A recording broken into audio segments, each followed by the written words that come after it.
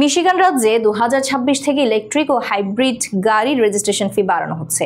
ইভির জন্য $160 থেকে $260 এবং হাইব্রিডের জন্য $60 থেকে $110 বাড়তি ফি ব্যক্তিগত মালিক এবং ছোট ব্যবসার উপর প্রভাব ফেলবে।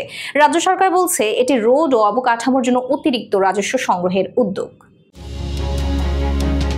মিশিগান রাজ্যে 2026 সালে ইলেকট্রিক ও হাইব্রিড গাড়ির রেজিস্ট্রেশন ফি বাড়ানো হবে। ইভির জন্য $160 থেকে $260 আর হাইব্রিডের জন্য $60 থেকে $110 পর্যন্ত বাড়ছে।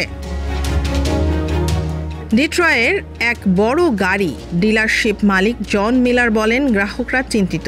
অনেকেই বলছেন তারা ইভি কিনেছিল পরিবেশের জন্য, কিন্তু বাড়তি ফি তাদের বাজেটের ওপর চাপ ফেলবে।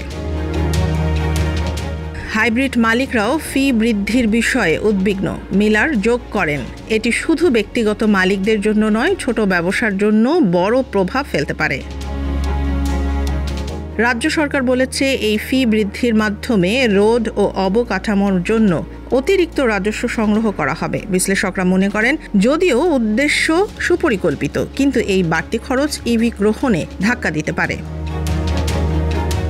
মিশিগানের নতুন রেজিস্ট্রেশন ফি ব্যবস্থা আগামী বছরের জানুয়ারিতে কার্যকর হবে, আর এখনই ব্যবসা ও গ্রাহকরা প্রস্তুতি নিতে শুরু করেছেন।